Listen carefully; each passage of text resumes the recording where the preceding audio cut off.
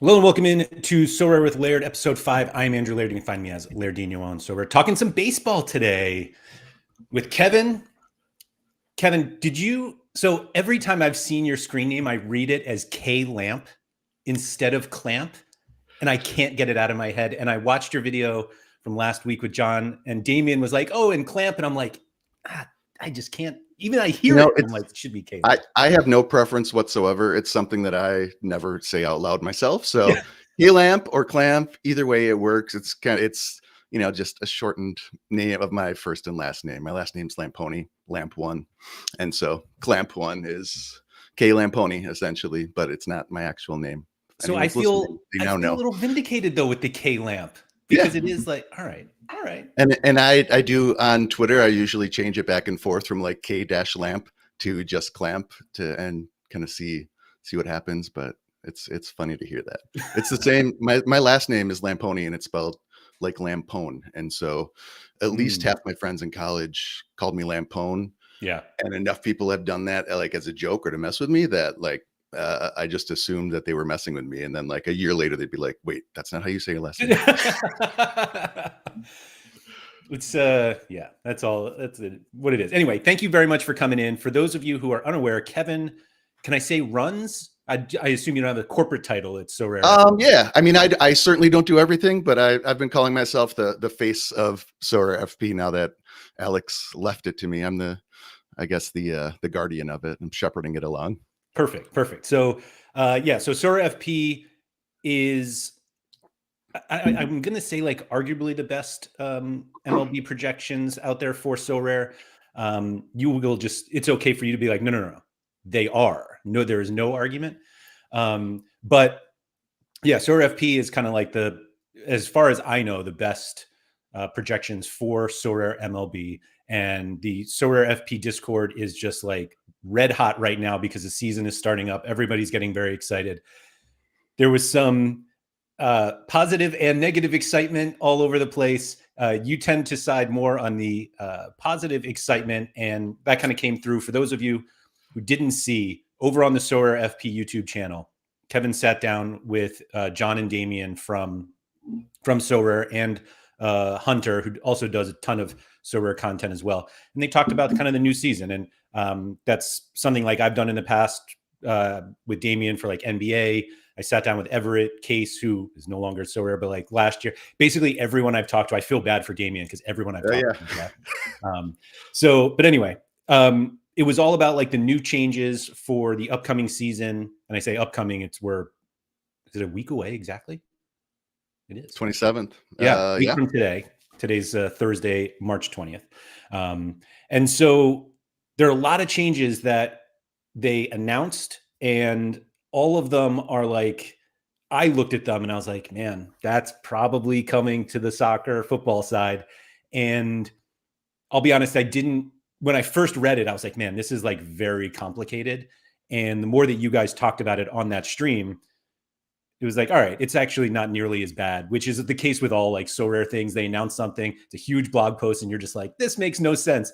You talk it through and it's fine. What were kind of your initial reactions to all the changes? Yeah. So I was part of like a second focus group that they talked to. So there was an initial round. I know Taylor was one of the real active folks in the community that was, I think, in on that first round where they had to sign NDAs and all that. I was in a second group where they wanted to run it by more people to see if we had any different reaction once they had a little more time to explain it. And my initial reaction is exactly what I told Damien was like, I love it. I think it's great. I think this is the right direction. And everyone's going to hate it. Like everyone's going to be pissed off. And I joked with John on that stream, like, because he came in Discord and was like, well, we kind of figured you guys complain about everything, so it doesn't matter what we do. I was like, John, you can't say that. We know, but you can't say that. You at least have to pretend like you're listening to us and care. But no, so for me, and for those that don't know me, like I guess what you'd call like a limited whale. Like I have a bunch of money in it, but I have a gigantic, like a foolishly large limited gallery. I have like a good rare gallery, and then I have kind of like a Moneyball super rare gallery. But for me, I've built collections every year, so I've got bonuses for that. And for a gallery like mine, and I think this is what Sorare wants to encourage, and I think it's what they should encourage, to kind of create something that's got legs. It's encouraging you to hold on to your cards, to not sell them, to take some off the market, to seal them, or to put them in collections. I'm guessing someday down the road they're going to do burning. So for me, it's fine. And I went back and looked on one of the FP streams based on my finishes in, I think it was 2023. I tracked like 51 game weeks. Based on my finishes in All-Star and Pro, applying it to Challenger, where you can earn energy, I would have earned almost 5 slots per game week, out of what I ran in All-Star, and then just over 4 in Pro for limited. For rare, it was a little bit less, but it was about 4 each. So for limited, if you're playing, you're going to have more slots to play. Now, there's multi-entry now, so you can play 3 in Champ and you can play 3 in All-Star. And there's a difference with the scarcities now, where they're doing mixed scarcity for everything, including limited, where you can play commons and All-Star. But if you just enter a Challenger competition, you will get 1 free card slot. So just running 2 lineups, you got 2 slots right there. If you finish in the top 50%, you're getting 2 for each lineup. So that's 4. And you can apply those however you want. I think what they're doing is, and I want to be clear, I'm talking about limited and rare for the most part. Yeah. Super rare is an entirely different beast. As usual, I think it got the short shaft, but it is what it is. And I think I trust Sorare more than most, because I didn't come from soccer. I started in MLB. I watched what they did in terms of controlling the supply. And for MLB, they've done a phenomenal job of not running too many auctions, like flooding the market. There's far fewer people playing MLB than NBA and soccer. Yeah. But they haven't tried to milk it. They're not flooding it. And I just looked at NBA and soccer prices for like playable cards for limited. They're like $5. Like, it's insane. And I'm hoping this is the down period for them. I'm assuming, hopefully people are excited for MLB and are selling their cards, and they're trying to get some liquidity for that. I follow NBA and soccer enough to kind of know what's going on there, because some of it's probably going to come to soccer in the same way that some of the stuff happening here is going to go to football. But I do think the system that they've set up is workable if you play the way they want you to play, right? So if you're doing collections, the rewards boost stuff, where you get 50% more if you've got a maxed out sealing your cards. And I'm going to be a guinea pig this year with my limited, where I bought a bunch of limited, like $20 good cards, like Kyle Tucker and Vlad Guerrero, guys that in season have typically gone for between $50 and $100. I've already got 6 or 8 copies of those guys, and I bought a couple more so I can do the rewards boost to see how that actually plays out over the course of a season or multiple seasons, right? If I keep them locked up for 2 years, is it going to be worthwhile for the $20 times 3 cards, $60? I'm guessing it won't be. I think, as with everything, I think there's probably a sweet spot kind of in the middle. So not going for 5% on every card, but going for 2 or 3%. I think will pay off. And again, that's a tool that they have to control supply. I think some of the things that weren't part of their announcements that they've implemented recently are, again, tools that really, really help them manage supply and prices and all of that. So the new auction starting prices, raising limiteds up to $2, so that there's a little bit more of a market for us to resell them for $1. So we're not competing with them, but also for super rare, bringing it down to $10 is huge. Like, that's going to dramatically change. Like, $50 for a guy that you can never play is, and people are doing that. I don't know why or how, but for $10, some of those cards that you could get for $50 or $60 or $80 before are going for under $50 now. And so you can speculate on a reliever that no one's interested in, that once he gets a role, he's gonna have value. So stuff like that is the same thing. And auction rate and how they release the auctions is another big one. It used to be in batches, right? So early in the season, they would do almost pretty much every day, release all auctions for the next 24 or 48 hours, do another batch the next day. They're doing them rolling now.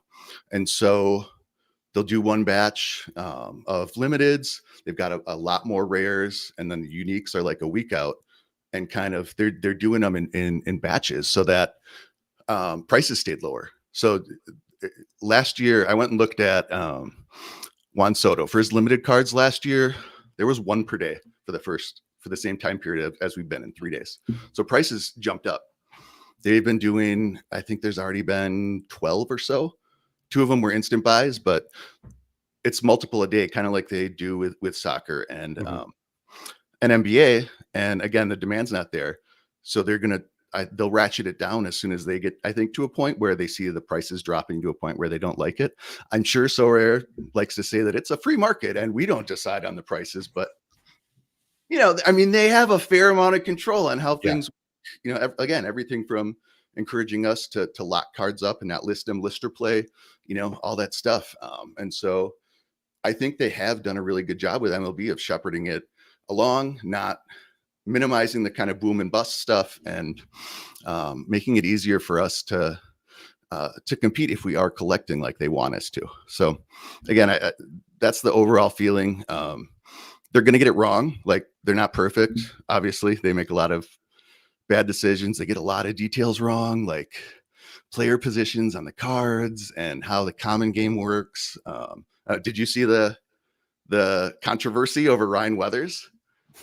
No. Yeah, I was gonna say, I would imagine most people have not. So the common game uses essence now, but it's like gems or whatever they used before. And you get a budget and you can buy your players. Ryan Weathers is kind of like a sleeper starting pitcher guy this year, but he was 1. And so they're doing it like they did with NBA, where it's like 1,000 for Jokic all the way down to almost nothing, but almost everyone is 5 or 10 or 20 or 30. So Ryan Weathers, who's like, there's going to be interest in it. He may not be, a huge star, but he's going to sell for above the minimum. Right. Presumably that's going to adjust up. So the people that have been gaming the common game in NBA were like, let's do this. And so there were people that bought 500 Ryan Weathers cards for common. And so within the first 24 hours, they made it so that you could only have max of 4 players. And then all of yesterday on Discord, it was arguing about what they should do about this. Is it unfair to the people that didn't get a chance to buy 500 Ryan Weathers? Is the game broken? Like, all that stuff. And it's not a big deal, but stuff like that could easily be avoided if, I don't know, they ran it by people that, follow the game closely. And I do want to give a shout out to Sorare Edge, which is another Discord. Nate primarily, I think, started in NBA, but also does MLB. And like you were saying, FP is, I think, we have phenomenal projections. They're great. It's Alex Hooper's baby.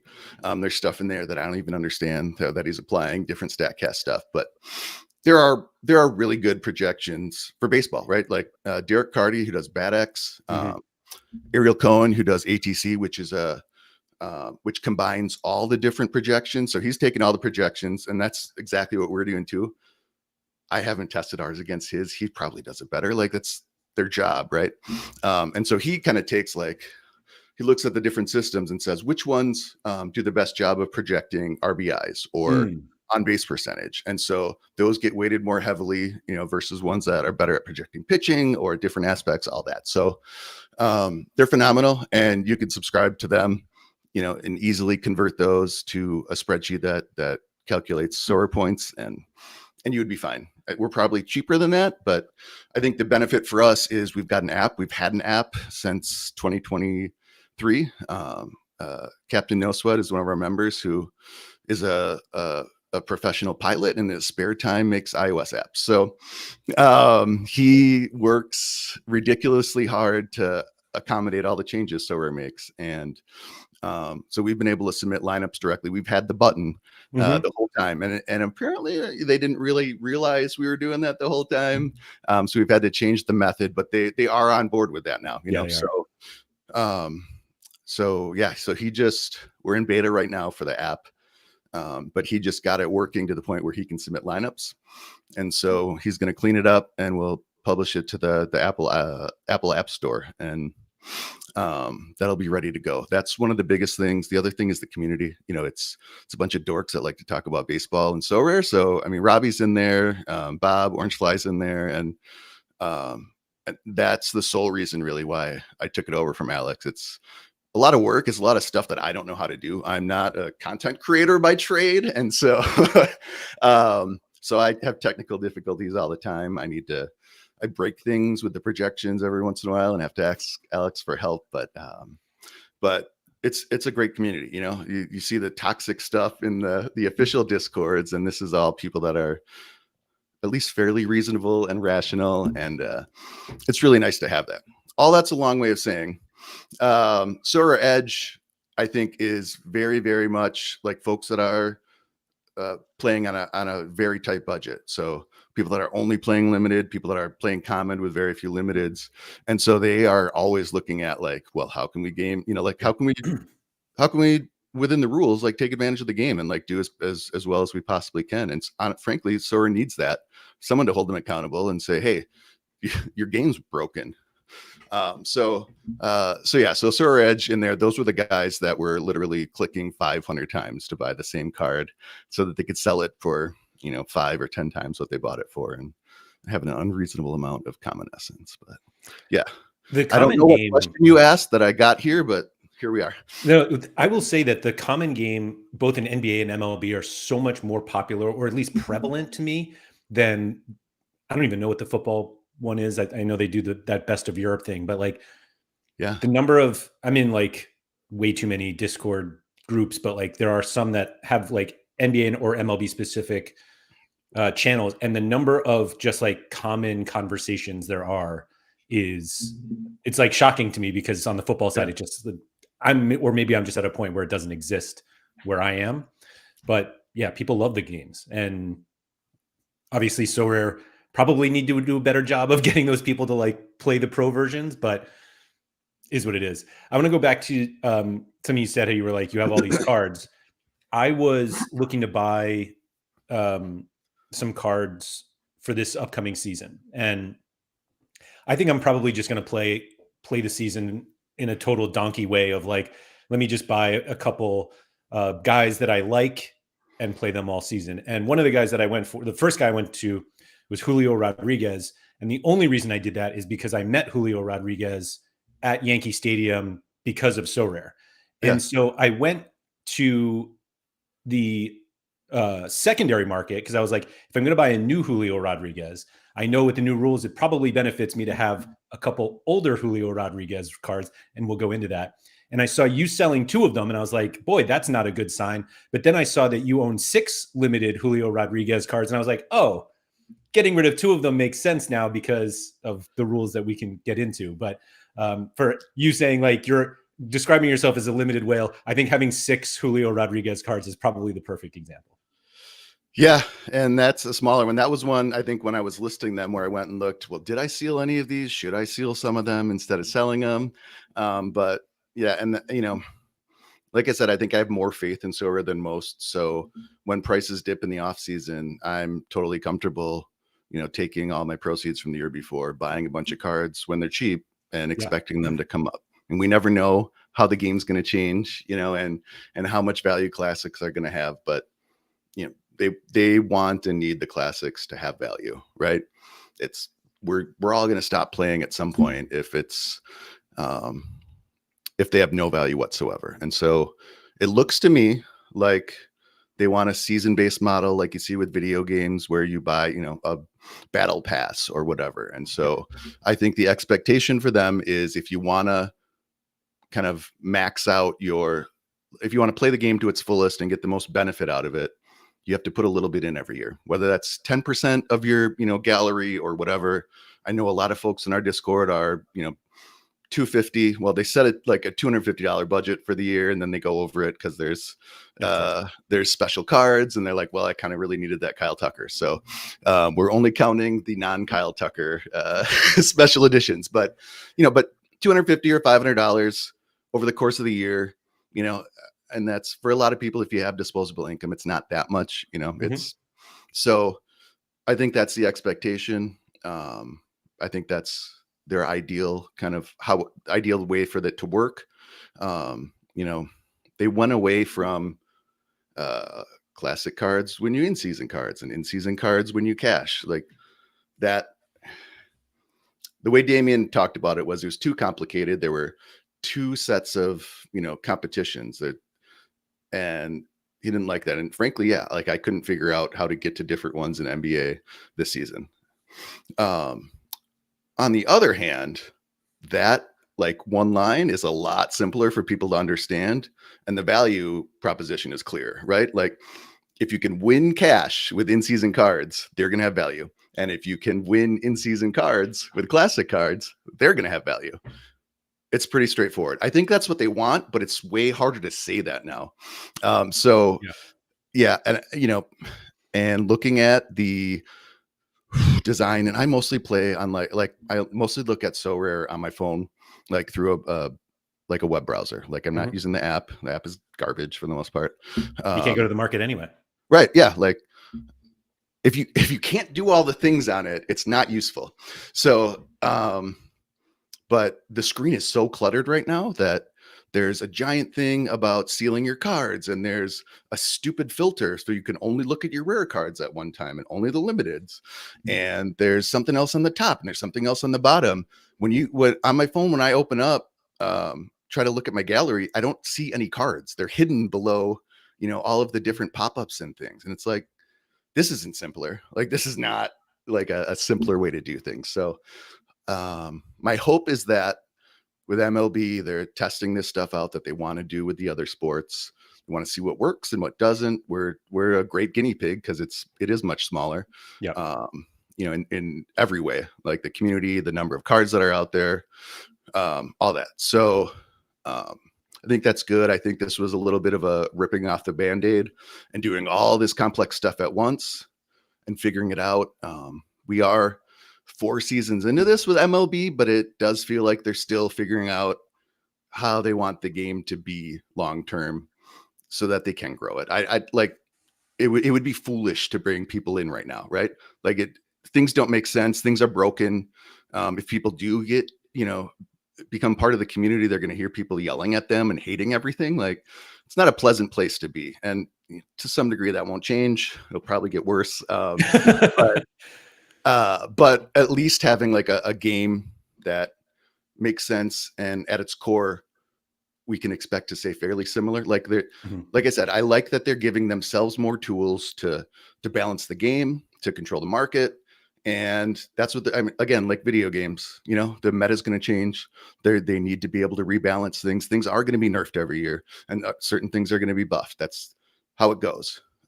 We at some point need to trust them that they're not going to nerf our classic cards so much that they have no value whatsoever. And that's hard, especially for people coming from soccer. I know where it's been a roller coaster, right? Well, it's funny because you're like, it's been 4 years already. They should figure this out. And the first thing that came to my mind was it's been 7 years on football and they haven't figured it out yet. But I think I actually had like a back and forth with someone on Twitter today about it, which is never a healthy place to have a conversation. But it was basically like this idea that sort are changing a bunch of things every year for the sake of change. And just like, we need to like, oh, now they're doing this and now they're doing this. And I think what's kind of lost on those people is that they recognize something about the game, and whether it could be the entire game, but like they recognize something that like didn't work, that they were like, oh, we're paying out way more than we make, or nobody's buying these cards, or like every change that they make is supposed to be positive and to like help the game grow. And I think because they haven't nailed it yet, like you said, we're all the guinea pigs to like figure this game out. And MLB, particularly like this year, I think it seems the most reasonable in terms of what we know the issues are on Sorare. Like, you can't have people buy cards 1 year and win loads of stuff for eternity and Right. never have to buy cards again. And like, that doesn't work, particularly if like users aren't flooding in to join. And I think what a lot of people didn't love, at least early on the football side, was basically this time last year when they announced kind of that split between in season and classic.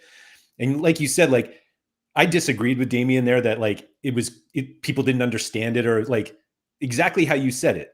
You use in season cards to win cash, you use classic cards to win in season cards. And it was like, that's very simple. And that's how it works on the football side. And But people now it's get a it. lot more simple because, you know, you that's how it works, but also you need to earn some energy. You can do a different number of slots, and you can do 2 lineups in Challenger, but you can do 3 lineups for this one. And then if you get Essence, you can do something, but no one knows how Essence works because it's been different for every sport, and they change it over and over again. I want to be clear for everyone. There's one level of Essence. I think the percentages are exactly the same as the breakdown by tiers. So if the top 2% of cards are star cards, you have a 2% chance of hitting a star. You need 1,000 essence, so that the economy is much different than it was in the other sports where it was like 50 minimum. So it's different, but like you earn a lot more essence now.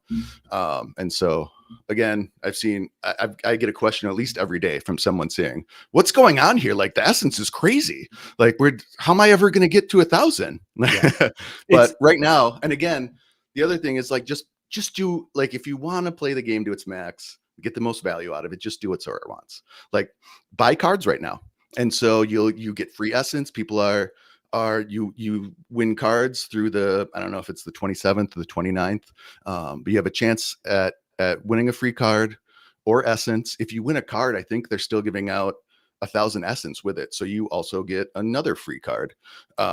And then you get between 50, but most times I think 100 or 200 or 150 essence. So if you buy 10 cards for $2 or $3 each, like, you get to take a spin at the RNG gods and see what's going to happen with the free card you get. So it's, you know, if you're going to buy, now's the time. Like I said, they are flooding the market to some degree right now. I have faith that they're going to turn that off. They throttle it. They do it every year. Yeah. Like I've watched it happen. So I made a Sorare account in July 2022. I probably put in, $200 or something like that until August, when I saw them change the rate of auctions. And so they turned it off. They saw that the prices had gotten back to a stable level. And instead of keep auctioning them at the same rate so that prices continue to drop, they leveled off because they stopped doing as many auctions. So they've done that every year. They have no reason to stop doing that. Like, our incentives line up here, right? Like, they cannot have like a death spiral with prices because the game is over then, and I know it's gotten bad with soccer, but it also hasn't death spiraled, which says something. So I want to go into the changes this year, because we've kind of referenced all this 1,000 essence and energy and all that stuff.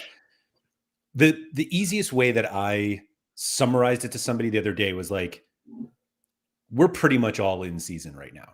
And like you said, like, it's so scary when people hear it, though. Yes. That's why the response is so bad. Yes. And so, they introduced these new competitions. They used a football term for one of them, which is certainly going to confuse some people who play that stuff. But really what it's coming down to is the point of classic cards is to boost your in-season cards. Like, that's how I look at it. I look at it more, and I don't know how much mixed scarcity stuff there is in the way for soccer, in the way that there is for MLB, where for All-Star Rare in MLB, you've been able to play, I think, 3 limited cards with your rare card. So they don't get as much of a scarcity boost. Instead of 10%, they just get their 5% or whatever. So you're at a disadvantage there. But again, the ideal way to play that is to buy your best cards in limited, and then have the cheaper cards in rare. And that's the same thing to do now. And so you should buy your Kyle Tucker. I mean, obviously that card is beautiful, and like, I understand why people are paying a ton for the special edition ones, but Like if you want to play as cheaply as possible, buy the J-Rod Classic. And like I said, you just need to enter one lineup in Challenger to be able to play that J-Rod. And if you finish in the top 50%, and again, I have a bigger gallery in 2023 when I was tracking my results. I had a good gallery, but nowhere near like it is now. In 50 out of 51 weeks, I finished in the top 50%. And again, I'm using Sorare FP's projections and all of that. So I think, and I understand baseball, I think as well or better than almost anyone playing this. So, so there's that. But like you can easily finish top 50% regularly, especially now that there's going to be people putting dead lineups in, right?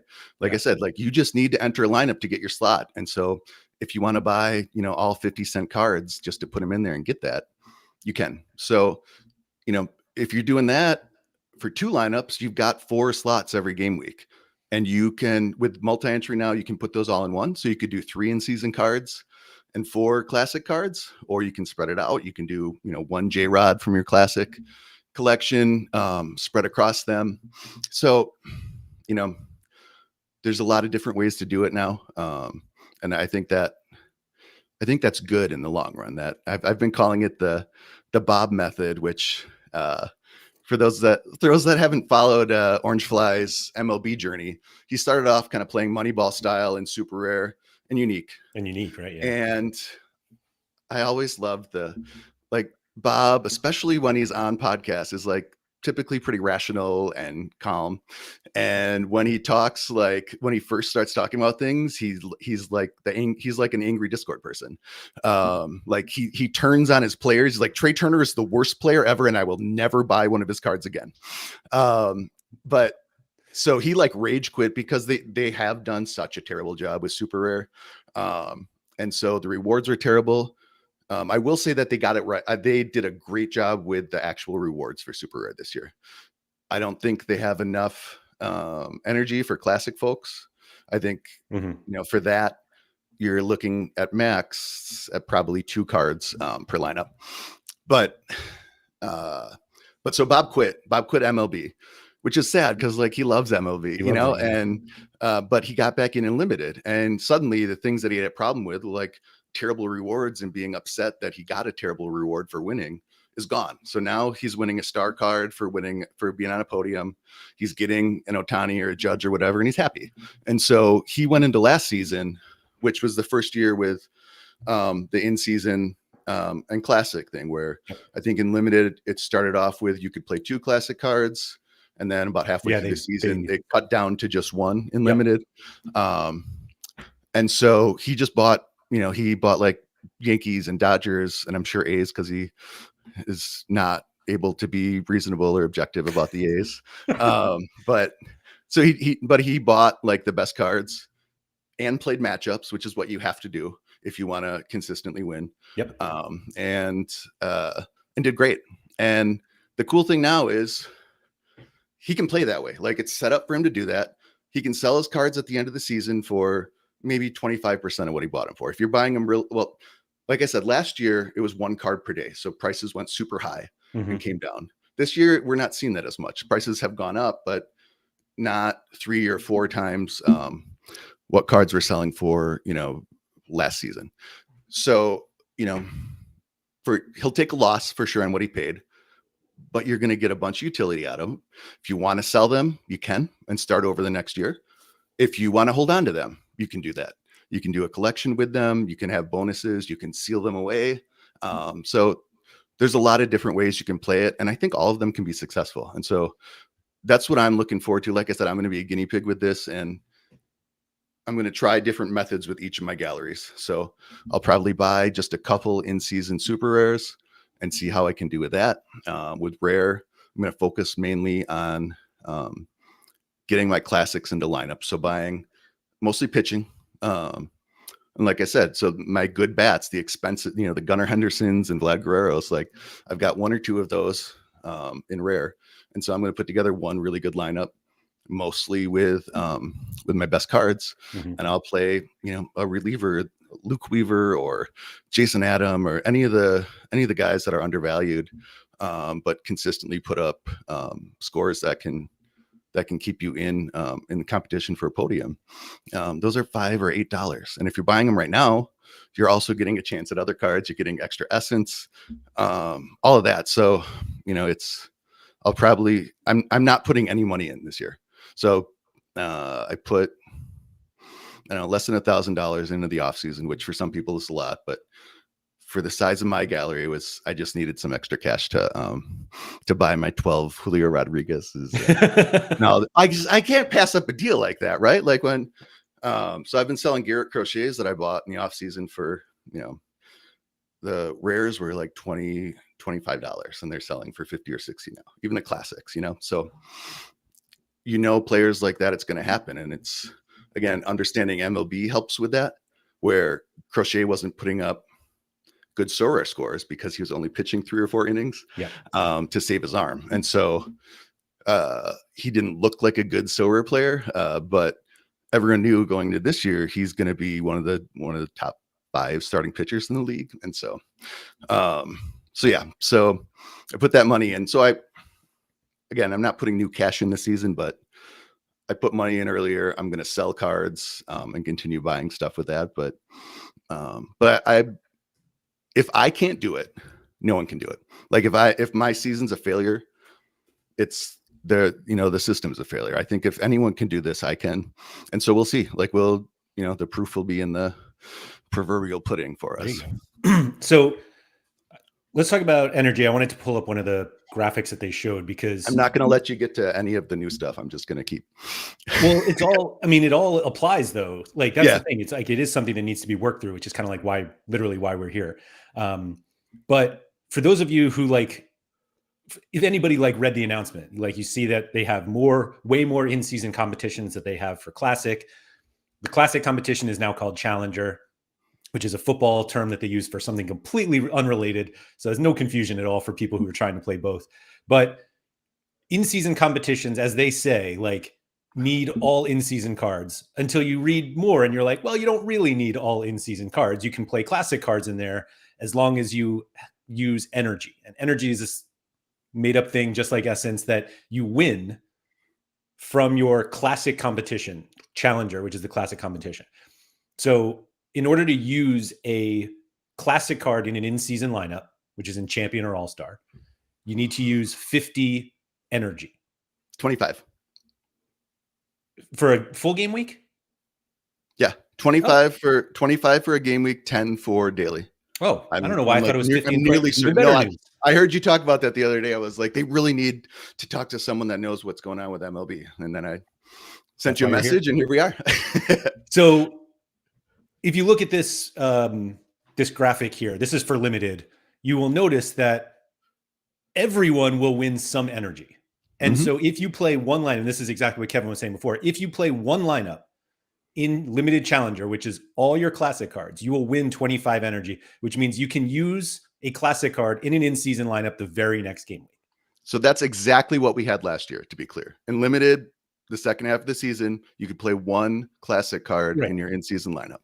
So what you notice is that you can win a lot more, and you can actually play a full, is this correct? You can play a full Classic lineup in an in-season competition if they're all energized. Yeah, if you're finishing in the top 40, right? 175 is 7. But you can accumulate it anyway. Yeah, but either way, but yeah. So it's like, this is their way of saying, buy all the in-season cards, but if you want to use Classic, you can. And my expectation is someone like you will use plenty of Classic cards in in-season competitions because of how much you'll win in Challenger. Yeah. And that,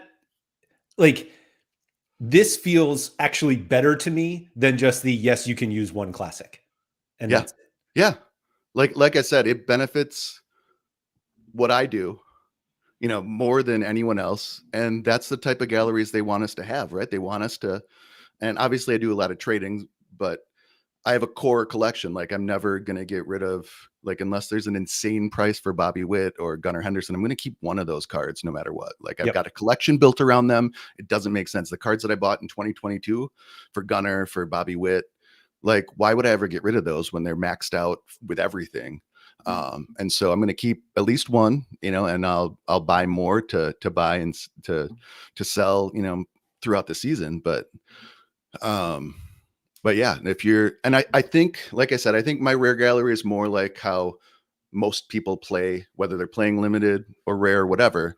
But having, not 12 J Rods, but one J Rod, like, and you either you win it, over the course of your first season or second season, or you like, that's the card that you had.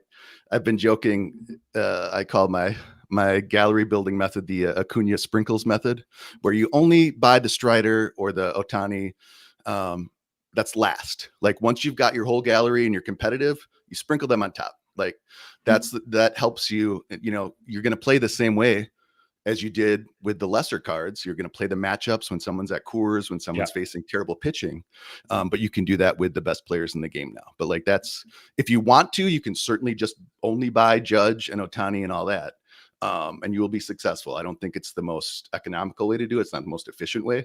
But it's easy. And like, if you like having those cards, it's fun. So like, it's cool. You can do that.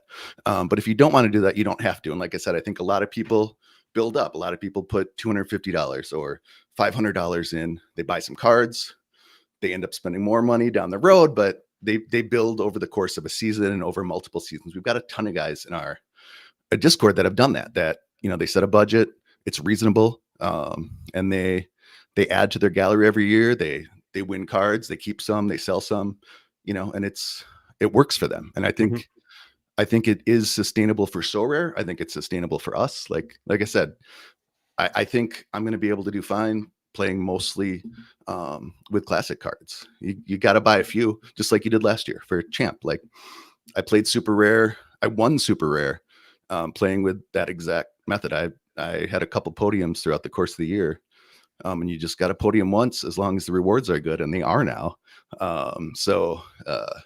But I did that buying, again, relievers for $50 or $80, which, when you can win $1,500, or now $1,250, but also an actual star card, which is huge. You could not win a super rare star card in super rare last year. It's insane. And they did that in football for a long time too. But they fixed the tier. The tiers are still going to be, the tiers are still going to be off, but they made changes that will make it better. So instead of having T1 through T5 or star and then 1 through 4, which confused everyone because it changed. They split off the best tier, the star tier, into 2. And so the top 2% now are the star tier, and tier 1 is like the next 4.5% or something like that. Whereas last year, star tier was the full 6%, like both of those combined. So you might get Otani or Judge, but you might get, a lesser play, like a J Rod or a Corbin Carroll, still good cards, which are great. But you might also get like Andrew Abbott, because someone paid an excessive amount of money for his card once. And it's mind blowing to me that they can't figure that out. Like, just use the limited sales and apply it to super rare. Like, there's 10 or 15 limited sales. You can see what's happening with the prices and if something's an outlier or not. Anyway, so that's why, the tagline of Sorare FP is "Please fix tiers." Thanks. Kika, who in the Sorare FP, I'm a lurker in the Sorare FP Discord, is one of those that's excited, positively and negatively excited, I think.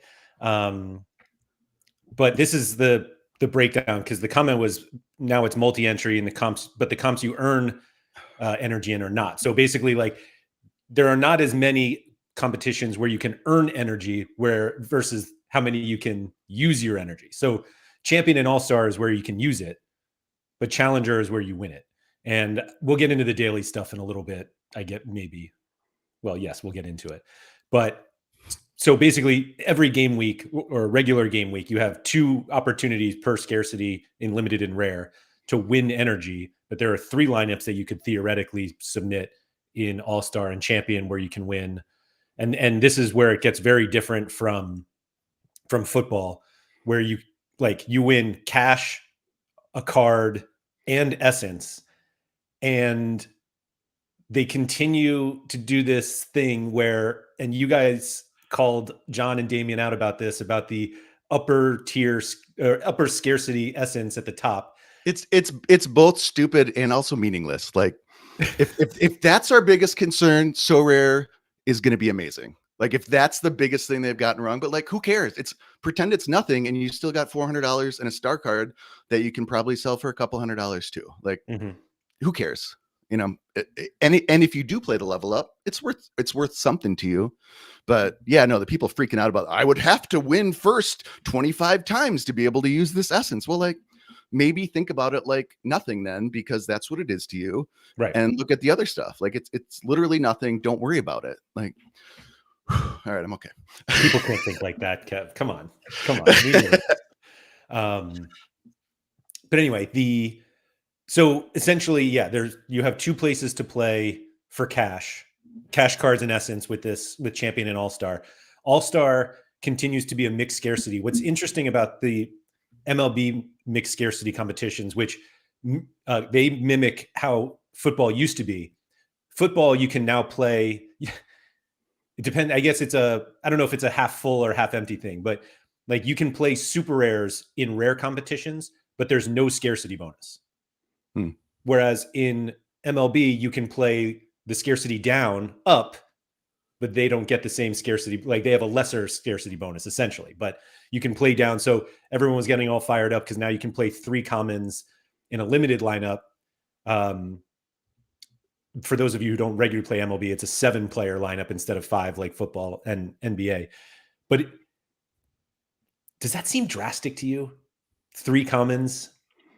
Like, are we all going to have the same commons? So it's going to be a market. So you start off with a random really selection, only need 3, and then you can sell. Yeah, and so if you want to, you don't even have to play. Like if you want to, just sell all of your cards and buy the 3 best players you can, and play them in All-Star if you want.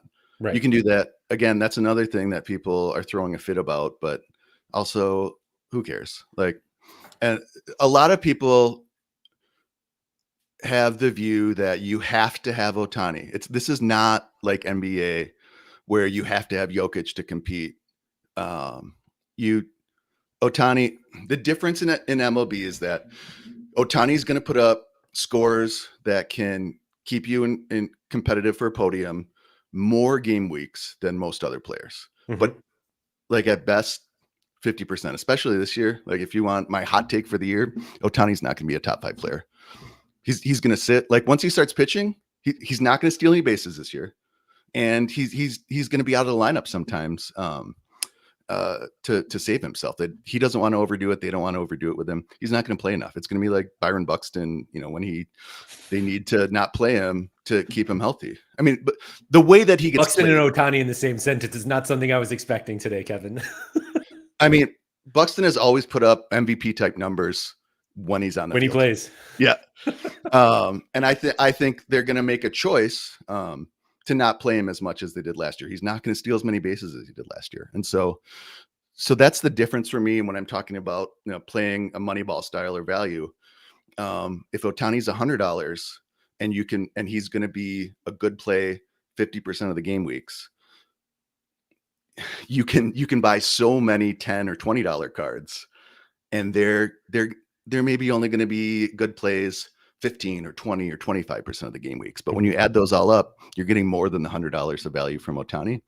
You got to know when to play him. And you got to get that right. But if you can, like, it's a much better value. Like Alex, who started FP always said, like, do not buy an Ohtani. If you win one, keep it, sell it, whatever you want. Like, cool. But like, it will never be like the best way to spend your money. And it's true.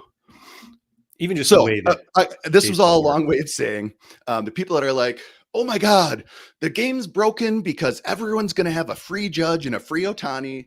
And how can we compete with that? People already do that and they don't win every week. Like look at the podiums across the game weeks. And I win without them. Like I won some Ohtanis and judges last year. Until then, I never had one. I've never bought one.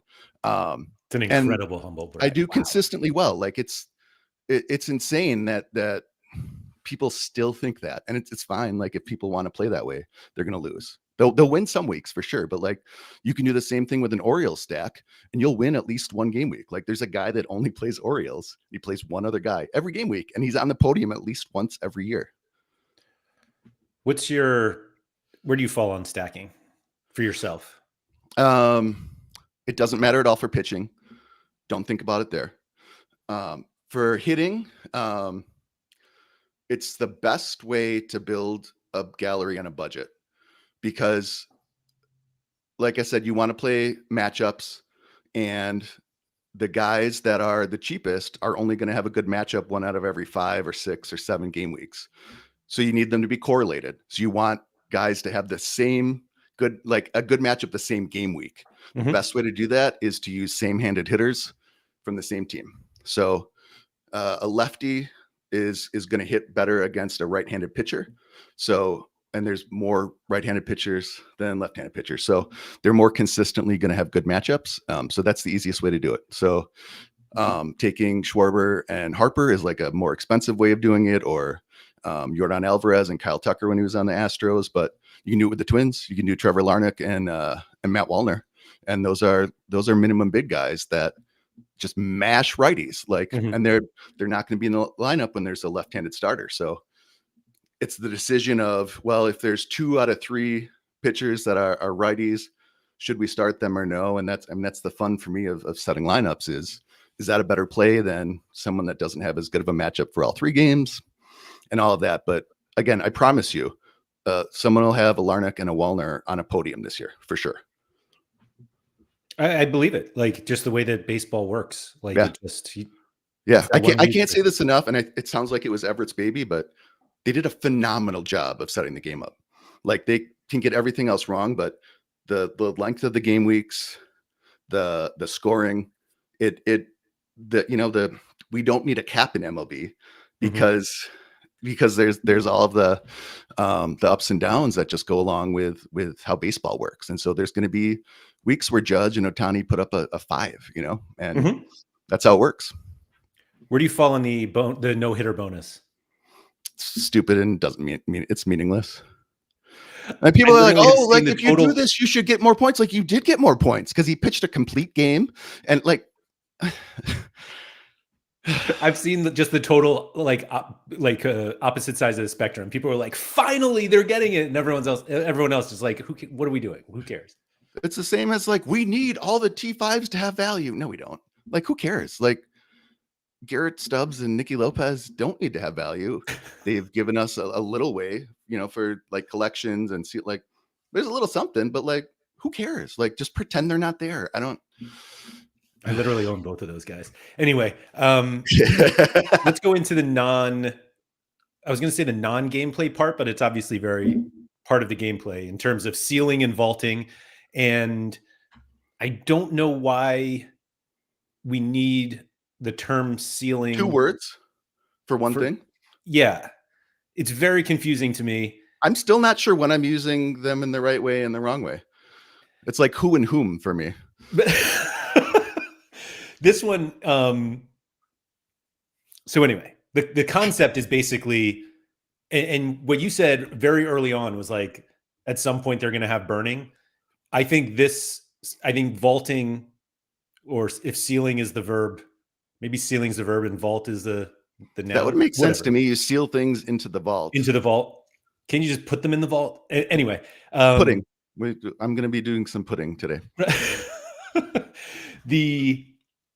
Basically that I think solves them from not having to institute a burning mechanism. And I think one of the arguments I've always had about why they can't burn is I don't think that, it's one of these that like they shouldn't care, but I don't think Major League Baseball wants something of their product being destroyed. Like that's how I look at it. Like burning is like, that is gone forever. And that's like, wait, that's something like with our emblems on it. And those are our team and whatever. And so I generally think that the concept of burning won't come to Sorare. But this vault thing is really close to it and is probably what will keep them from having to burn. Have you sealed cards yet?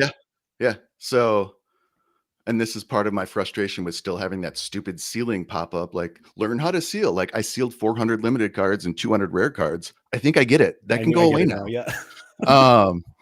But yeah, so like I said, and again, I think this is the ideal way to play, the way they've got it structured now. And that's why I think a gallery like mine is kind of how they want people to play. But build a couple collections every year. So pick one or two teams. That's the best way to get into baseball if you're new to it, is to follow one team. So build a collection or two every year. Next year, do a couple different ones. At least half of those cards are going to be worthless. And so you seal those. Mhm. And then if you can build as you get more copies of cards that you like, if you want to seal some of those to get the reward bonus, you can. So basically I should just pull this up. I don't know why I'm going Yeah. to try to like translate this blog. So there's two parts of how it works. You can get a max of 15% by sealing any card. If you put, I think in limited 400 cards into your vault, you will any reward you get except for energy, I think, and maybe XP. I think XP does get it. There is clarification, but I actually asked a question about it because for those who are trying to think about this, it's actually a reward boost. It's not like a card percentage boost. It's actually a reward boost. So your score is not changed by it. You're going to put up the same score no matter what you do. But like with the super rare, if you win first, instead of 1250, you're going to get that whatever percentage on top of that in cash, in essence, and in cards. And so you get more essence for the card. And it's really not like, if you've got the max boost, it's 3,500 essence, I think. So over 3 cards worth of crafting. Now you'd have to have 50% for that, which no one should ever have unless they're playing like a fully Moneyball lineup. So I saw someone did seal their Ohtani, but like, don't seal your Ohtani. That doesn't make sense. But if you've got a relief pitcher who you can pick up for $1, do them. Like, and that is going to get you, for each player, if you've got it maxed out, so one from every season they have a card, you get 5%. So if you've got 7 cards, that's 35%, plus the 15% you get for having any 400 cards locked up for limited. You're going to get a 50% boost. Like I said, there's a sweet spot in there, especially for guys that had their first cards last year. So they're only going to have 2 total. You can lock one up. And that's another thing where I think they're going to need to tweak it and see what works and what doesn't. There's some levels that don't really make sense. But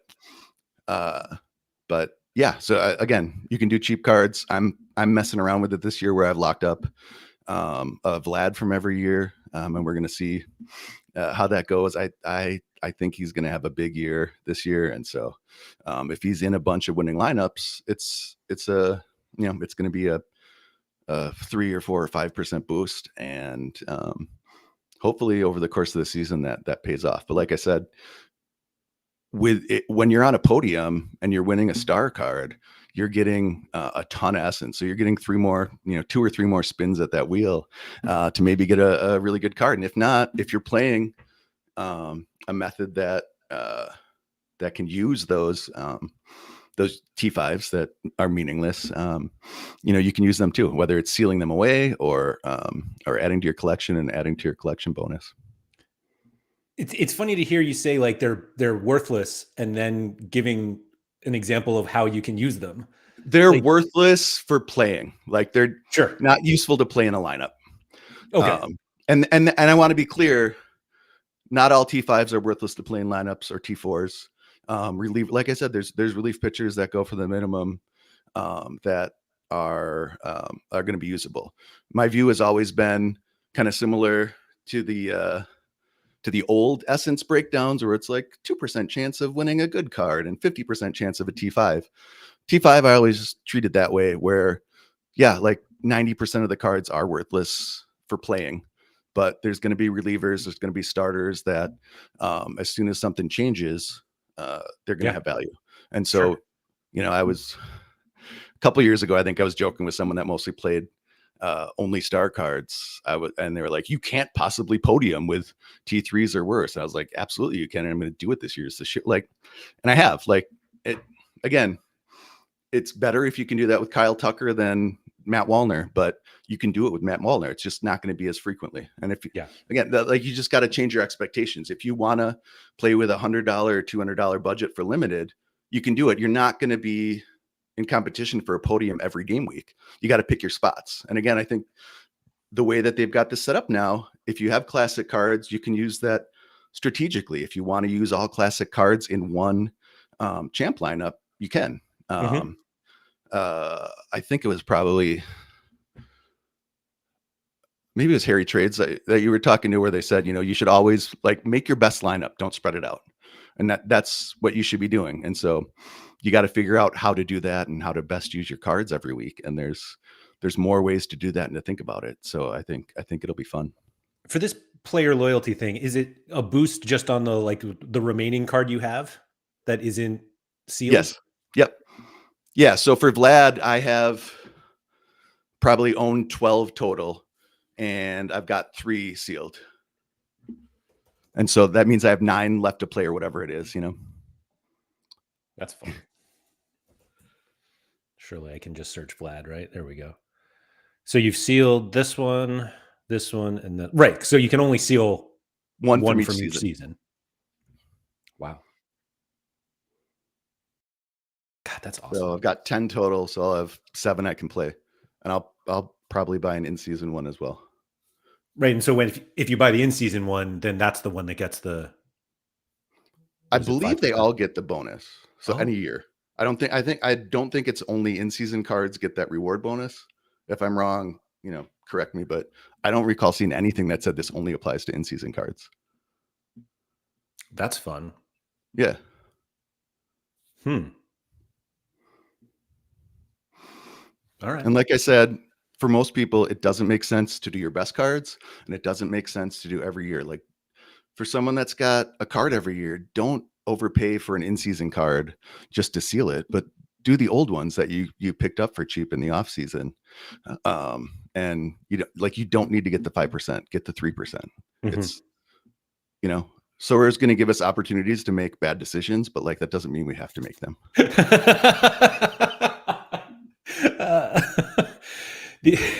That's such a great line. Everything that they are announcing obviously points us to accumulate as many cards as you possibly can, and then don't make sure that you cannot play them. And while that we've pretty much been doing that without these incentives for all these years, now we actually have an incentive to go out and buy these cards. Like this feels like the most, how do I put this nicely?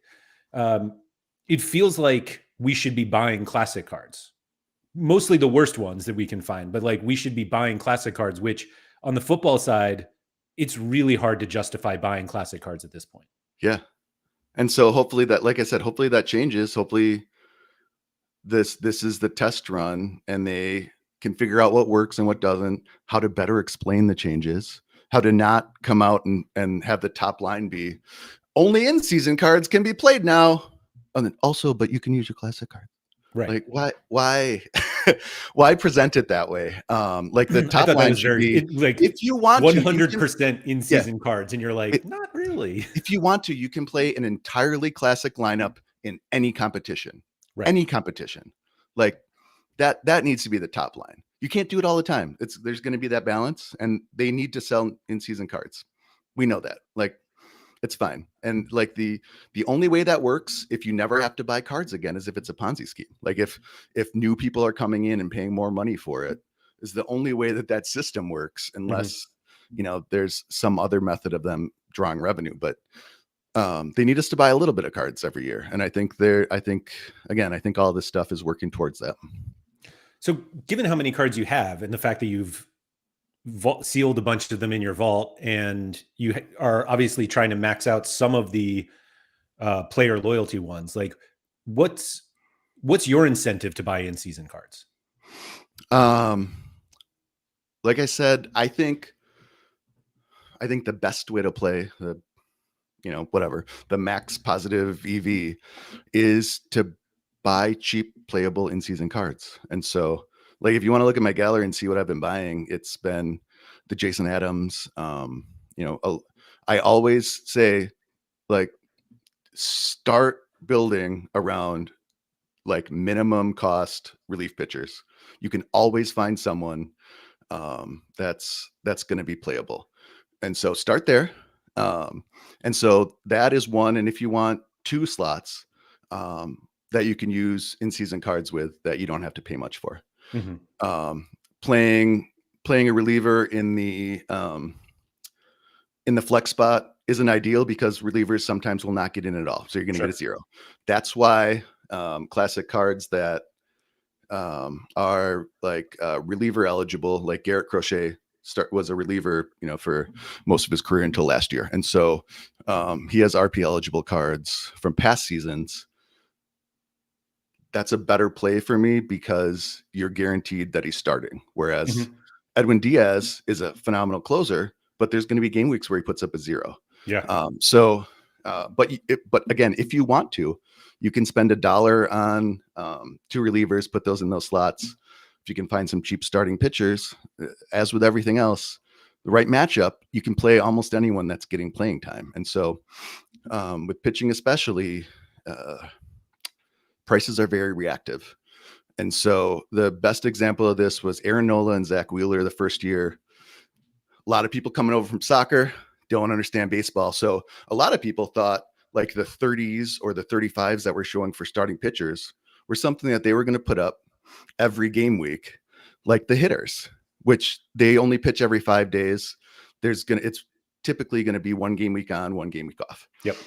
But also, because of their last however many starts that Sorare is using for the, I don't know what it was, even an L10 or an L15, but Nola had like a 35 and Zach Wheeler had like a 19, and so people were buying them based on that, which that's not an indication of what they're going to do in the future.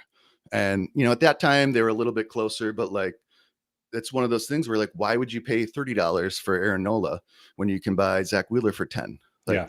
even if they are essentially the exact same player, like buy the cheaper one. And it was cheaper because of the numbers showing, on the card. And so again, pitching's very reactive. I don't know how baseball and all of that, but I've been a baseball fan for 30 years at least. And the amount of information we know now about pitching and how it works is just insane. Since Statcast and all of that, where now we know how a ball is spinning and how different spins affect movement and how pitcher's arm slot, where the ball's coming from, changes the expectations of a hitter where they think that ball's going to end up. And if you're doing something a little different than what's typical, batters are going to miss. And so, so it's a lot easier to kind of predict who has the skills. A lot of times they call it stuff, right? Saracen in the Athletic, it has stuff plus, which is grading the pitches. And so like, who cares about the outcomes? Like every pitcher is going to have a bad day. And sometimes it's the pitch mix. And so what pitches they're doing or when they're throwing them or where they're throwing them. But if you can see that someone has good stuff, they're going to figure it out. So it's easier to, I think, speculate on them to be able to find guys that are cheap that are likely going to be able to put up good numbers. And so that's the other way I would go. I think I'm a contrarian in a lot of ways with MLB, and I've always, again, early on, starting pitching was super expensive because people were overvaluing them because they didn't understand you couldn't play them every week. But since then, it's come down. And so that's typically the next thing I do is buy a bunch of starting pitching so that you can play a good matchup every week.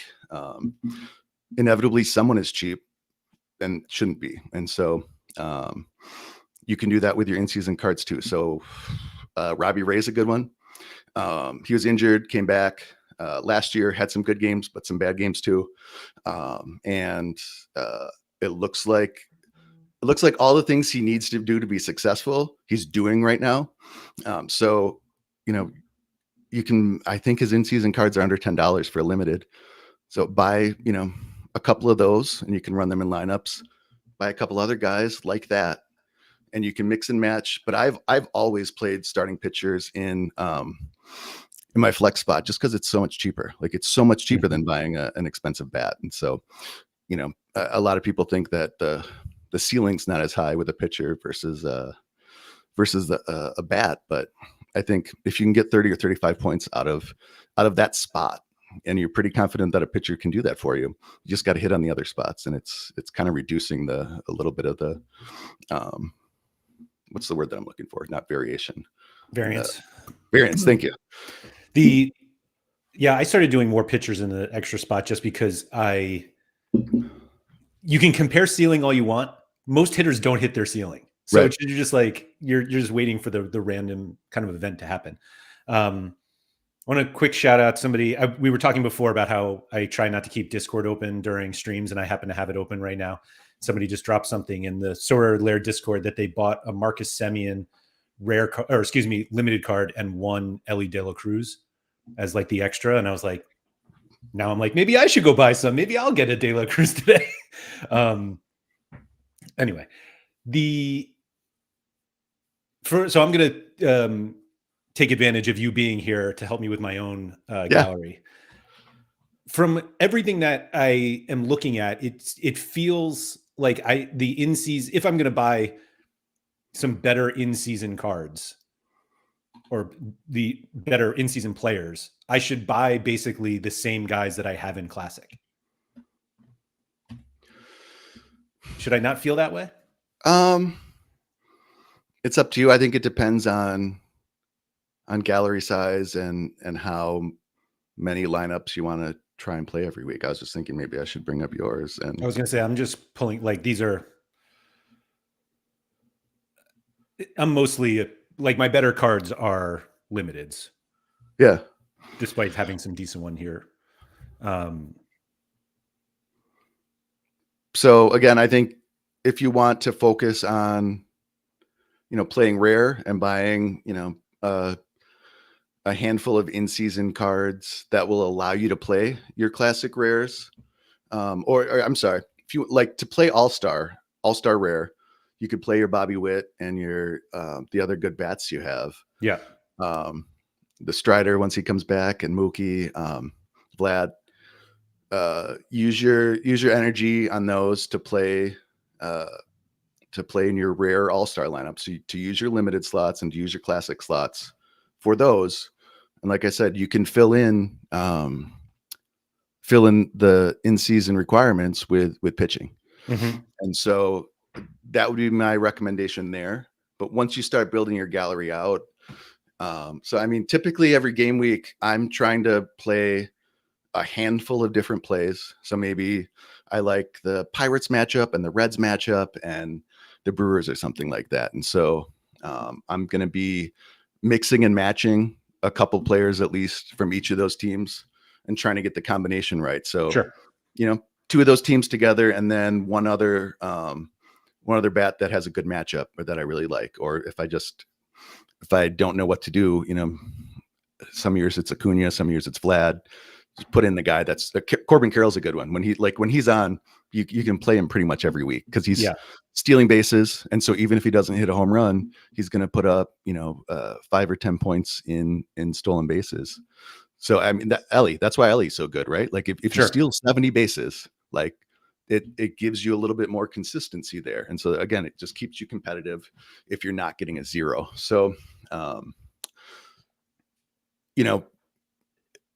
if you want to play multiple lineups, and frankly, I don't know, like I haven't looked at or even tried to kind of game out what's the best way to do that. But, but my preference is to play with, some mini stacks, mix and match. And so you do want 4. I mean, I typically shot for 4 copies of every card based on the old game structure, so, it was Champ, All-Star, ALNL, and then you could play limiteds or rares up one level too. So to be able to take advantage of a matchup I really liked, I wanted 4 copies of those cards. Now, it's 6 in season and 2 challenger again for limited rare. And to get back what Kika said a while ago, and he's absolutely right, it's not enough for super rare. Like to run a similar style of gallery in super rare versus someone in limited and rare, you're not getting as many classic slots. And so I think they need to change that. I think they will. I think this is an example of a time when they don't want to give us too much and then take something away if it's wrong. Yeah. It's going to be better to start small and then add to it, like if it does make sense. And I think that's one where they will. I think they will increase at least rare and super rare challenger entries by 1. So I think it'll be 2 for super rare. I think it'll be well, maybe not for rare. I don't know. 3's not bad. I think it's no, 2. 2's not bad. I think they could go to 3 and it'd be fine. But like I said, based on my past results, you're getting more than enough slots to be able to play. Like I said, you can do 3 spots with in-season cards and do that cheaply. Fill in the other 4 with classics. If you're doing decently in challenger, you'll be fine. Yeah, they basically, the funny line that, I mean, he wasn't joking about it at all, but what I kind of like laughed about, it was a line from Damien from your conversation with him, was like, we're getting to the point where there are just too many classic cards for like the competitions, and they have to like figure out a way to cut that back. And it's like, I went back to football that has so many more people, so many more players, so many more cards, and like they haven't really addressed that yet. And this feels all very reasonable. And Yeah. when you read it, you're like, this seems really complicated. And when you talk through it, you're just like, no, you're just, like you said, it's a hidden burn mechanism, basically. For MLB, there's no need for burning. There probably won't be for 5 years, but for soccer, yeah. And so I think it's going to be grind up your old card and get a little bit of essence. So you can turn 10 or 20, whatever number makes sense for them, grind it up and spin the wheel for a free card. It's like it takes them off the market. There are 1,000 different ways to do that. But I'm sure Top Shot did something like that at some point, but I mean, that's how you control the supply, and which is what they need to do, because with MLB, the limits, the max mints are the same as the other sports, but there's no way we're going to hit those anytime soon. Yeah. I remember when they had the higher mint counts for each one, like when they were different from. Yeah, it was like 5,000 for MLB, and they only got to 230. Right. Yeah, it wasn't even close. Yeah. Like 4 years of MLB is as many as soccer every season, I would imagine. Right. It might be more. I don't know. It's a lot, whatever it is. Yeah. I bet there aren't 1,000 limiteds for most players. And I don't think they've ever gotten to 1,000 for football. Did they hit the cap in soccer? Not for limited. Okay. They've done it sporadically and rare, but not. Yeah. Most guys still don't get there. But maybe they will this year. I mean, they're getting close, and they're giving out tons of cards today because of this crafting deal. Especially now, I haven't followed soccer because I'm gearing up for MLB. It seems like MLS has been a hit. Is that it? There was lots of excitement about it, and it's one of those. It's like Rivals. It's exactly like that. What was very interesting about it is that, like, when the announcement came out, I did a stream with PSU fans too, and he was like, "The rewards are terrible. Nobody's going to play." And then everybody bought cards, and like the prices were really high, and now people are playing. And there doesn't seem to be like a negative pushback yet, but I don't think people are going to end up winning as much as they expected to based on the cards that they bought. But like, maybe they're having fun. Yeah. I mean, yeah, I say this every year. I mean, we're all irrational. Like, here's what I think should happen with prices, but people are going to be crazy. Like, and it only takes one person to bid up the Ohtani special edition to $1,000 for a limited, and there it is, and so. Yeah, and it's good that we're getting excited, but you need to have some insight at least into like, if you go into it knowing I'm going to overpay for an in-season card if I buy right off the bat. In most sports, in MLB, more and more, there's deals to be had right now. Like last year and this year, both, you could buy a number 1 mint for the same price or even less than what the 2 or the 3 or the 4 went for. And most people are a little bit smarter, and so like, I'm not going to jump in until prices come down. But when they're kind of managing the supply the way that they are, people are like, I'll wait for the next one. And especially last year where it was super slow, where it was 1 limited per day. Yep. If you wanted to wait, you waited the next day, but there's a bunch of people going after it. And then the next day, more people are like, oh, wait, I'm not going to be able to get my judge if I don't start bidding on these. And you saw prices go up after the one, which is funny. I think there's less of that now. But yeah, it's, you do need to expect, and I know I've heard you talk about this, like you need to look at the value of your card based on the utility you get over the course of the season. If you buy it for baseball in March, like you're getting a full season's worth. If you buy it in August, you're getting a couple months.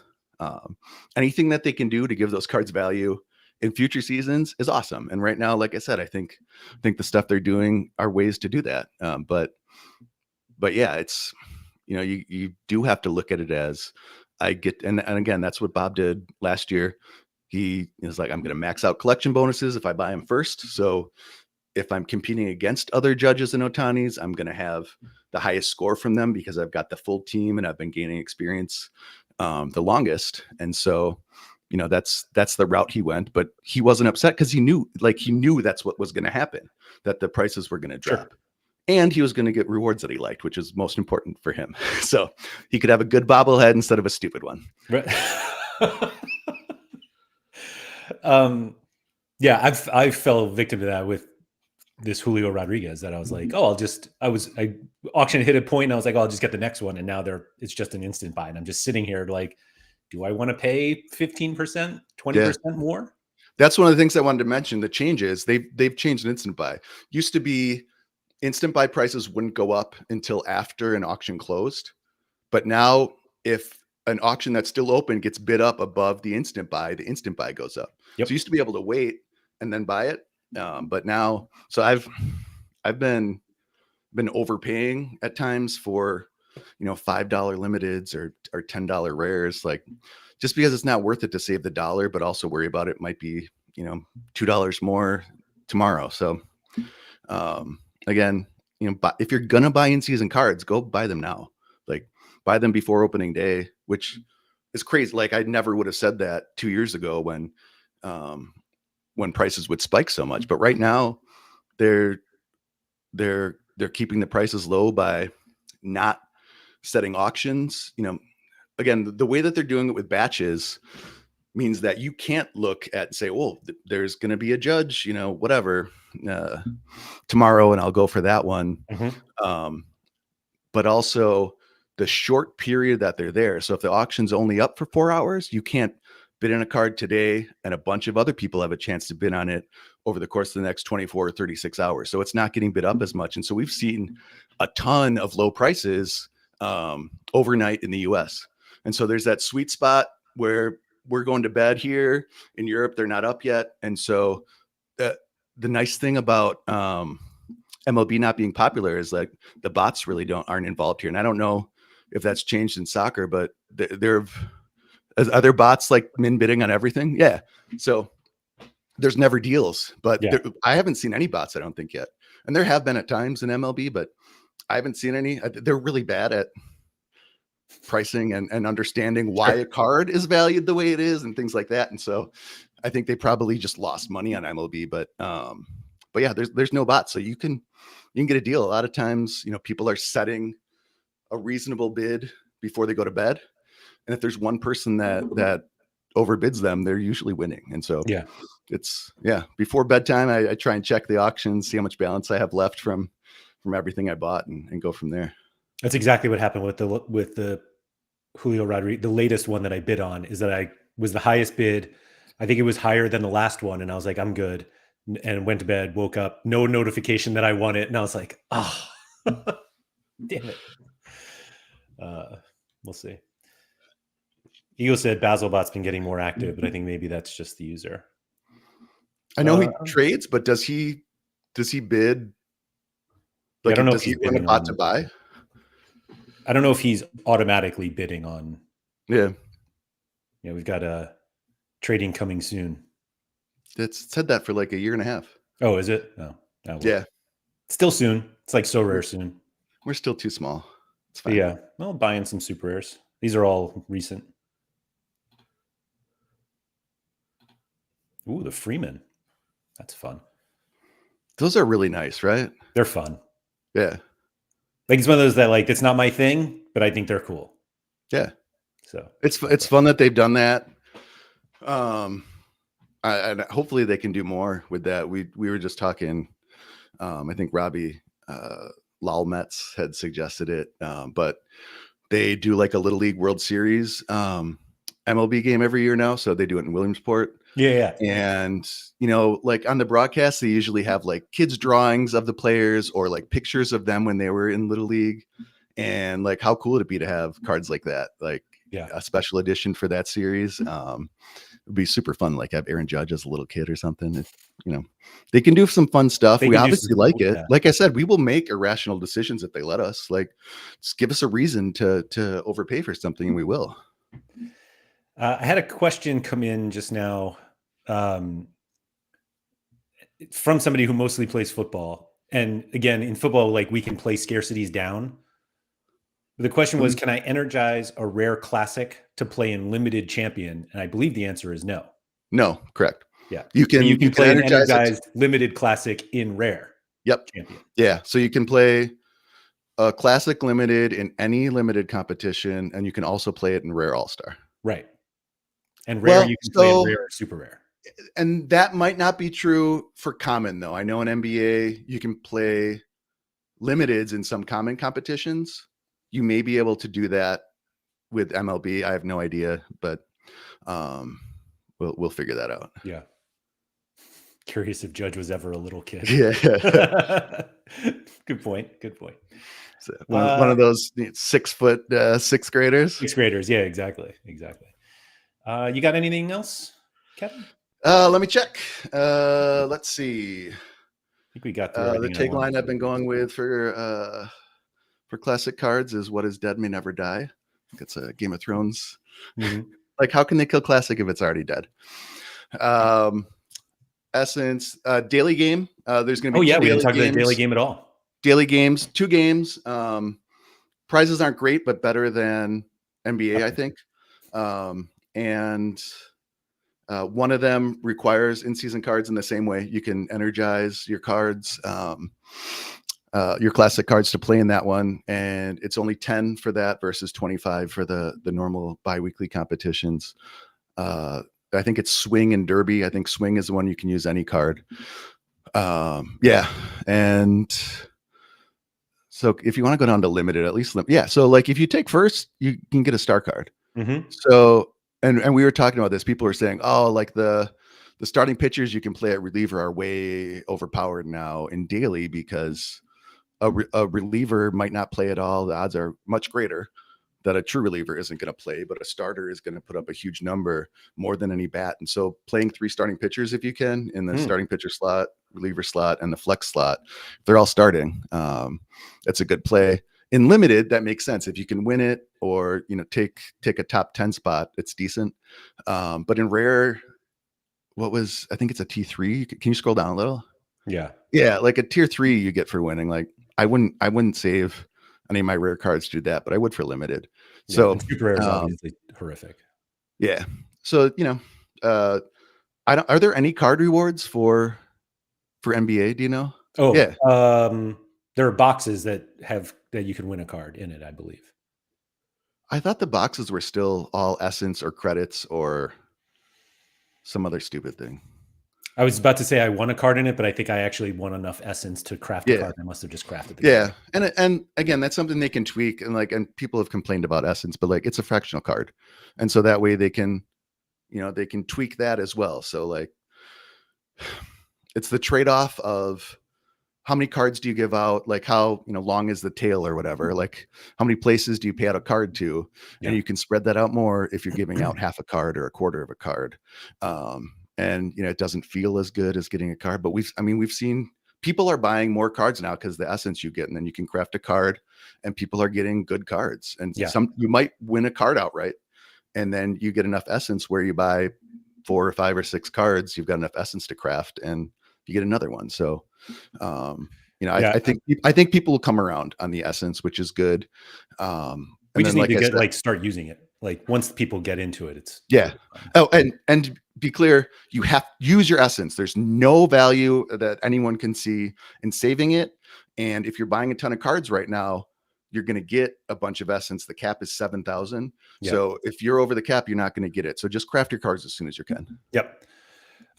Daily Derby is the one that requires all in-season cards, and that's where the better rewards are. And by requires all in-season cards, I mean also includes classic cards that you giant asterisk. You got to say that when you say it requires all in-season cards. Yeah. The Daily Swing does not require in-season cards, and that top limited one is a tier 2. That's the only first place wins a card, and that's it. Yeah, and a quarter of a card in essence. And a quarter of a card. Yeah. All right. What else? This was Beat the Game is coming too, but we don't know anything about that, right? Yeah. So I haven't been following like the MLS stuff. I know there's like a streak thing. Is that Beat the Game, or is that something separate? So that's Beat the Game, where there are 5 levels, and you have to hit each level gets harder, and you have to hit it 5 consecutive game weeks. And if you miss it, you go back to 0. And you only get something if you do all 5? Or do you get something? Win something at each step. Okay. But it gets better. And it gets better. And it's almost like a bit of a jackpot at the top. But I don't think anybody's going to get to the top. Yeah. The only other thing I wanted to touch on was the common game, where you buy cards for a price, and what you use is essence, but it doesn't work like essence in the rest of the game, which is another one of those things where, like, how is this helping anyone figure out how to play the real game?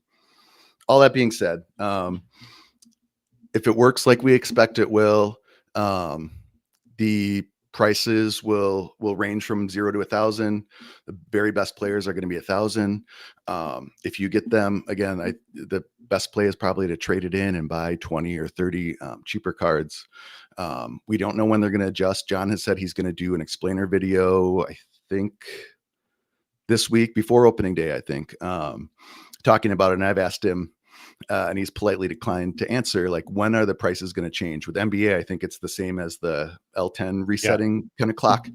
I don't know what they're going to do here, but I would assume it's going to be similar. But if you want to build up as much as you can, you're going to want to buy cards that are very low in essence right now, and you expect prices to go up.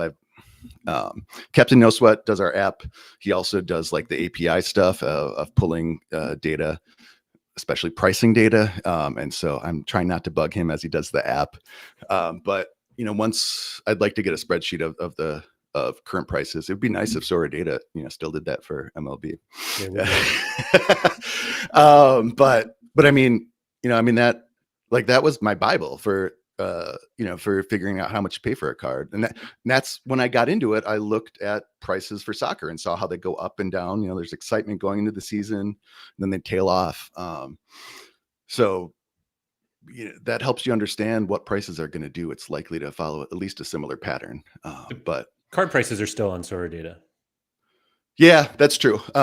Is there an easy way though to check out like recent sales and like sorting by like price? These are just all of the ones that have sold. Like these are all the. Yeah, but like if I wanted to see all cards, like if I wanted to see all cards sorted by highest to lowest, like last 3 sales or something. These are all sortable. Okay. No, but I mean, like, I want to see J-Rod versus Carroll versus Judge. Oh, every player. No. Yeah, and that's what's useful. But I mean, that's what you want to look at is what cards are selling as a limited for $10 or $20 or $30 that you can get for only 10 or 20 or 30 essence, because a lot of the good players are 100 or more. But so I think, and again, Robbie, check out his Twitter. I know he posted it on there, but he went and looked through and picked out the best values he saw, and my list was pretty much the same. But Brenton Doyle is one guy who's, I think, 19, and he's going to put up good numbers. Lawrence Butler, I think, was 38, and those are again, James Wood is a very similar player to those guys, but he's like 150 or 200, and Brenton Doyle's 20. So like, and we'll see what happens with prices. That's the other thing right now is that, it's until the games start, people are buying based on a variety of different reasons, how much a guy sold for before, how big of a name they are, all of that stuff. Whereas prices in MLB are very, very much reactive to one upcoming matchup. So if a team's going to be playing in Coors, you'll see in the week before that the prices spike, and then how well someone did the past game week or recently. So when Bo Bichette puts up 100, his limited card is going to sell for $100. Like that's just how it works. Like that's the time to sell if you've got some spare ones to sell, and then buy them again, in a month or during the off season to capture that value. So right now until games start, it's kind of a free for all. And if you've got good targets, and that's what we're talking about in our Discord all the time, is who are the players we like. If you listen to Rates and Barrels, does would you rather, and like who would you rather have, like guys that are going for them, similar auction ADPs, but for us for a similar price, who would you rather have, Lawrence Butler or Brenton Doyle, or what was the last one we did? I don't know, but figuring that stuff out. And so, we've done like full season projections and again, we're using BATX and ATC as the core of those because they're the best ones. But a lot of the projections are going to be affected by playing time projections. So how many at bats you think someone's going to get. So yeah, you got to tweak that. But for pitching especially, it's not super useful, I think, because playing time is so scattered, and like someone like Jacob deGrom is probably only going to pitch 100 innings, but those 100 innings he pitches are going to be better than almost any pitcher in the world. So like that's a card you should go buy right now. If he's $10 or $15, go buy that. Sell it as soon as you can because he will get hurt. But yeah, so I think because of that, people have different ideas of who's going to be valuable this year. And we're going to see prices change a ton over the course of the first few game weeks. DeGrom Limited went an hour ago for $12. Yeah. Not bad. It's crazy. Is Derek Van Riper still on Rates and Barrels? Yeah. It's DVR and Eno most of the time. Yeah. I used to work with DVR at RotoWire. Oh, really? Yeah. Great guy. He's in Wisconsin, right? Yeah. Yeah. Is he in Madison? Well, he was. I don't know if he's still in Wisconsin. I think he is. I feel like I hear him talking about it, but I grew up in Milwaukee, so it's fun to hear about it. RotoWire's in Madison. So. Oh, no kidding. That makes sense. So yeah, he's probably in Madison. Yep. I didn't know that. Mm-hmm. There you go. Pretty cool. Kevin, where's the best place where they have to spend the most money that gets in your pocket for Sorare FP? So go to Patreon, patreon.com/SorareFP. And we're doing giveaways. I don't know if they're going to be as good as Andrew Black's giveaway, but we'll see. But we gave away one free limited lineup to someone. We're doing that for anyone that signs up, even for the free tier. I think if you sign up, we can probably trick you into paying at some point because it's going to be worth it for you. Mm-hmm. But if not, that's fine. And we'll be giving out a little bit over the course of the season. Just like with this, we're gonna do exclusive stuff for the paid members, and we're gonna release it a few days after that. So the people are paying are getting I call it the clamp analysis, but all the sweet clamp analysis. There we go. But yeah, find us on Patreon. We're on Twitter. I'm in Discord. Anyone that's in our Discord, at least, you can DM me. I get too many weird messages about crypto schemes if I have them on otherwise, but just send a friend request. If I see that you're in any Sorare MLB related Discord, I will accept it. If you want to trade, that's the best way to do it. I will turn trading off for sure soon because I get so many garbage offers and it's just not worth it for me. But I do like to trade. I would rather talk about it than send back and forth kind of blind offers and hope you understand what I want and vice versa.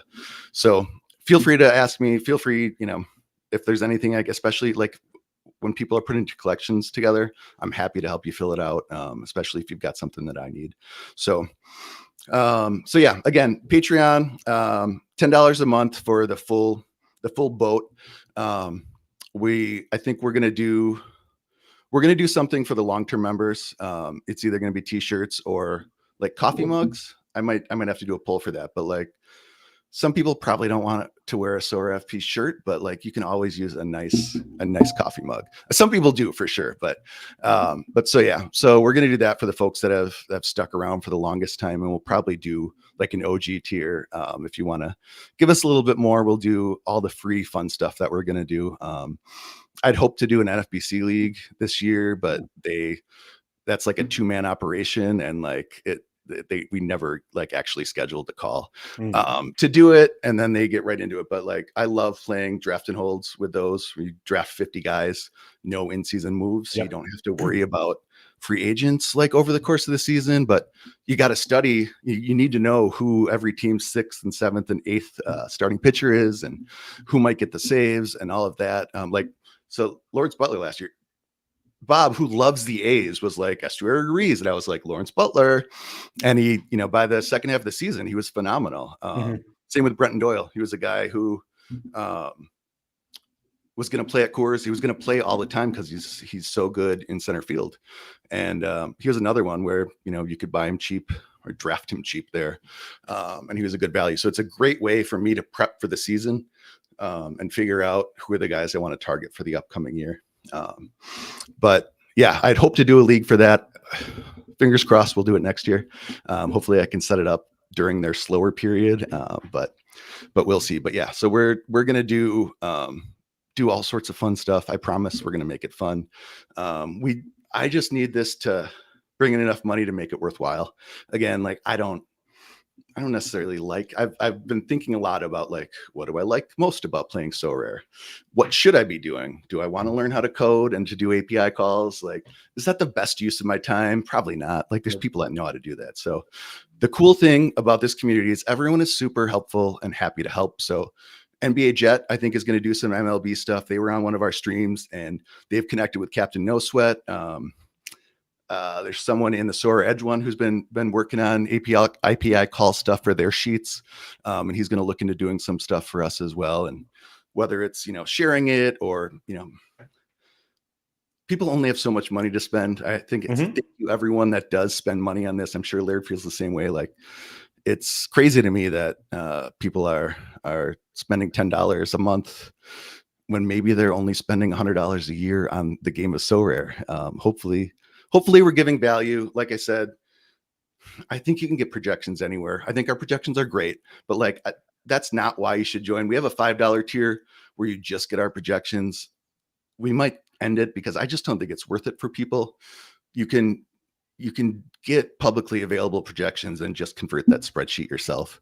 But it's the talking through strategy, and there's going to be more and more strategy. It's the theory crafting is pretty much all we do is, and so it's the talking about that stuff. And there's more and more strategic elements, there's going to be more and more of that, and figuring out how to beat the game is a lot of what we like about it, right? Like we're all a little bit competitive, and we all kind of want to win. I think more than prizes. Like I want to hit a podium, and like I would rather have that prize be worthwhile, but it is pretty cool to what would be cool was if Sorare would let us see how our performance was. You literally can't check that right now. Like on their site, they've got all game weeks last year, but nothing going back historically. And so I'm relying on the spreadsheets that I put together previously. I may have gotten some wrong. I may have missed some, but like, I think I've got over 30 podiums in MLB. But I don't know. It might be 40. It could be 50. Like literally no clue, because they don't let us do that. So that's one of the big things I want to be able to do is build that database. We do want to be essentially Sorare data for MLB. A lot of the stuff with price and a lot of stuff you can't or couldn't do there that is valuable for me. I was just talking to I think Robbie and Bob about this. Like the stuff that we want to know is the stuff that like I bet a lot of the fucking sickos want to know, right? Yeah. Like the people that get into this, like they want to know. And again, I say this all the time, but like that's the cool thing about this game is you can put as much or as little time into it as you want. MLB, you don't need to be like looking for projected lineups for like with NBA or soccer, like who's going to play, who's not. Like we don't have that problem. And you can set your lineups a week before.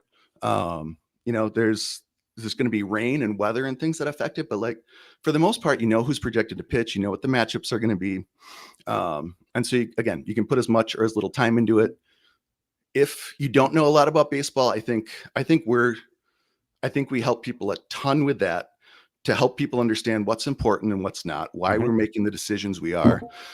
If you want to learn about that stuff, you can. And if you don't, we've got an app that sorts the players by projected score. So just pick the one that's highest. At worst, you're picking between 3 guys that have similar projections.